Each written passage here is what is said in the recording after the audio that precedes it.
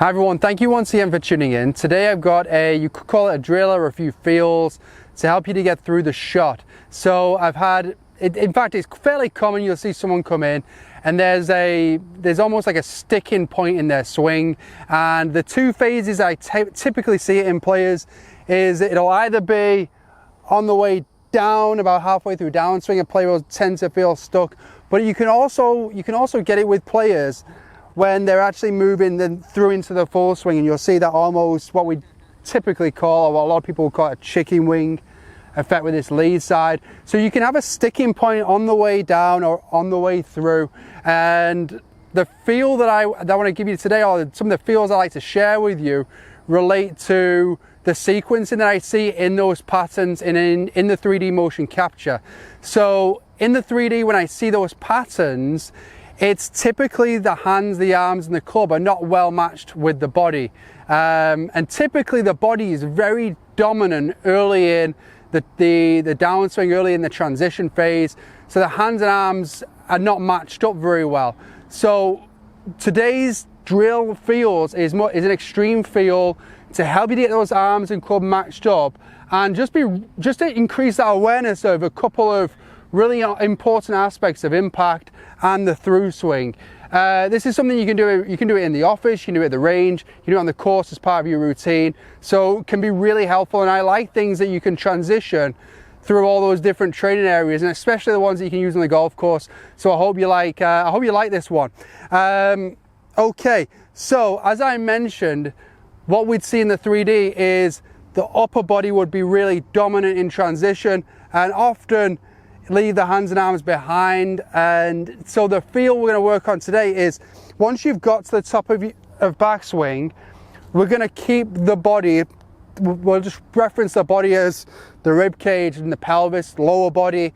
We're going to keep those segments really quiet, and we're going to allow the hands and the arms on their own to move back in front of the rib cage. Okay, so from face on, you'll notice here, and actually this is probably a key point that I share with a lot of players when I do this, is this left shoulder is not going to move a whole lot in any direction. It's more the arms moving back in front of the rib cage here. And you can see that when I do that, try and get set up here, when I do that, you'll see the club head and the hands fall into a really nice position there as well. So from a hand path standpoint and club position standpoint and club face standpoint, we're in a nice spot there. So we're going to keep upper body really passive, and just getting good at this move for a lot of players that especially feel stuck in the start of downswing is going to be a really helpful one. Now what I'll do from then into impact is literally just be aware of a few very common or very key areas to just a good solid impact for most players. So if I go through this now from this side, you'll see here how I'm moving to there. Moving into impact, I'm going to feel as though I'm pushing with my right hand and moving, and then almost I'm pushing off that right foot to the point where at impact I can still feel a nice push off the instep of that right foot, and that left hip nice and high. So, but again, the push of the right hand is what's leading that movement.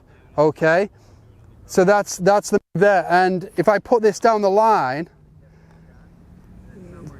one thing I think is a really helpful note to keep in mind for a lot of players is just the angle of the shaft and the orientation of the face, because lots of times our players rehearse body movements, and for me the key thing I'm looking at is improving movement for club delivery.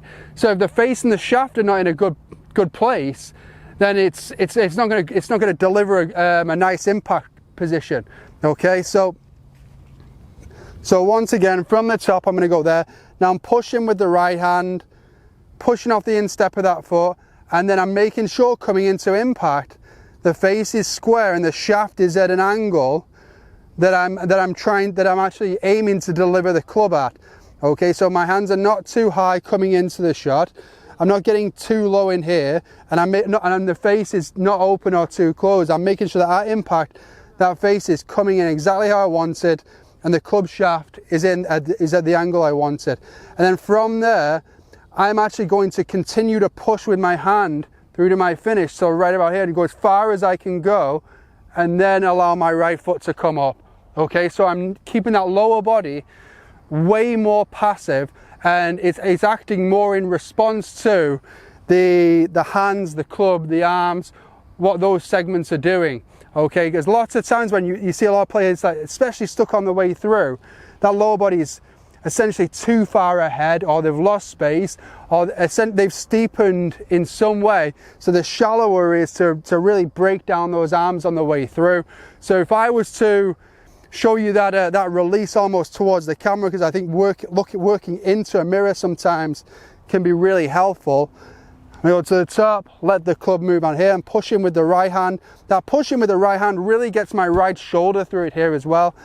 I'm into that impact position, and then from there I'm pushing, so I'm getting that nice extension, and to the point where my right heel has to come up, and then from there I'm going to work through to the finish from face on.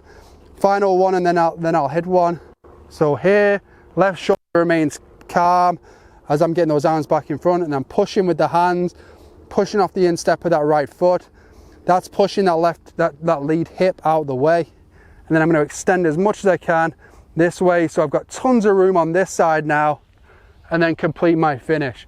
So there's the feels there. Let's hit one here. Really, I actually use this one. I'll go back to this one fairly regularly myself. I actually really like, for me, the feel from here through to there. Really helps with that control around that lead hip as well. So let's get everything working more in response to the hands and the arm position, and less over dominance with that lower body and the bigger segments.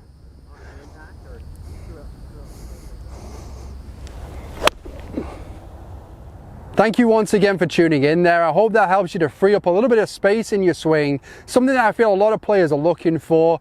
If you're enjoying the content, please remember to hit subscribe. Also go to ianmellorgolf.com and sign up for the newsletter.